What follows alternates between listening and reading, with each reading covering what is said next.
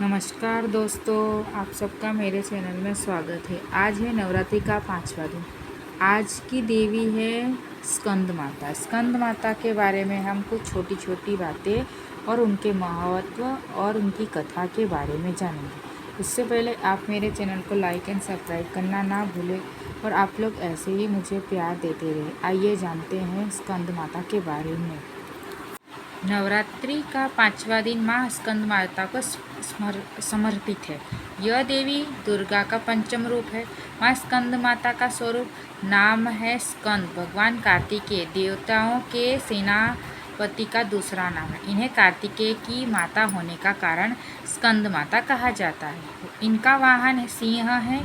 स्वरूप में ये श्वेतवर्ण और सफ़ेद रंग की है और कमल के आसन पर विराजमान रहती है, इसीलिए इन्हें पद्मसना देवी भी कहा जाता है। भुजाएं इनकी चारों भुजाएं हैं। इनकी गोद में बाल रूप में भगवान स्कंद के विराजमान रहते हैं।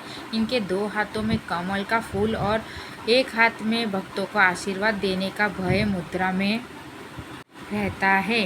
पूजा का महत्व। माँ स्कंद माता मातृत्व और करुणा का प्रतीक है। इनकी पूजा करने से भक्तों को संतान सुख शांति समृद्धि और मोक्ष की प्राप्ति होती है। इनकी आराधना से ज्ञान बुद्धि का विकास होता है और नकारात्मक शक्तियाँ दूर होती है। इस दिन सार्थक का मन विशुद्ध चक्र में स्थिर रहता है। पूजा विधि कुछ इस प्रकार है। पहला है शुद्धिकरण।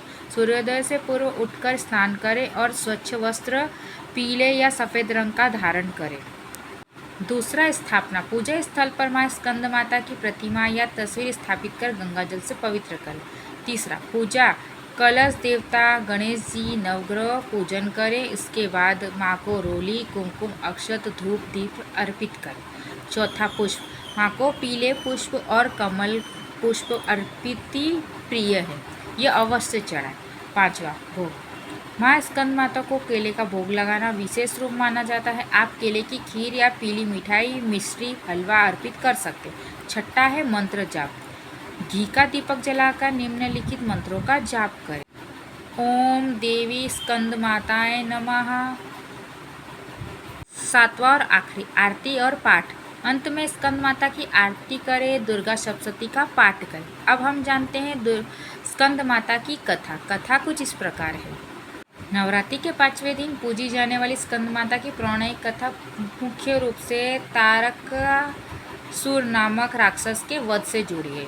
प्राचीन काल में तारासुर नाम का एक अत्यंत बलशाली क्रूर राक्षस था। उसने अपनी कठोर तपस्या से सृष्टि के रचयिता ब्रह्मा जी को प्रसन्न किया, उनसे अमरता का वरदान मांगा। ब्रह्मा जी ने उन्हें समझाया कि संसार में जन्म लेने वाला हर प्राणी मृत्यु निश्चित है, इसीलिए अमरता का वरदान संभव नहीं। इस पर तारासुर ने अपनी चतुराई का उपयोग करते हुए सोचा कि भगवान शिव को अपनी पहली पत्नी सती के देह त्याग के बाद वैरागी हो गए और कभी विवाह नहीं करेंगे। इस धारणा के आधार पर तारासुर ने वरदान मांगा कि उनकी मृत्यु केवल भगवान शिव के पुत्र के हाथों ही हो सकती है। ब्रह्मा जी ने उन्हें यह वरदान दे ही दिया। देवताओं की प्रार्थना और शिव पार्वती का विवाह। यह वरदान पाते ही तारासुर अहंकार बहुत बढ़ गया। उसने तीनों लोक स्वर्ग पृथ्वी पाताल और में भयानक अत्याचार शुरू कर दिए। इसके आतंक से त्रास होकर सभी देवता ऋषिगण भगवान विष्णु के पास गए। भगवान विष्णु ने उन्हें बताया कि तारासुर का वध केवल शिव के पुत्र ही कर सकते हैं। इसके बाद सभी देवताओं ने मिलकर पार्वती माता ने प्रार्थना की। माता पार्वती ने घोर तपस्या कर भगवान शिव के पति के रूप में प्राप्त किया।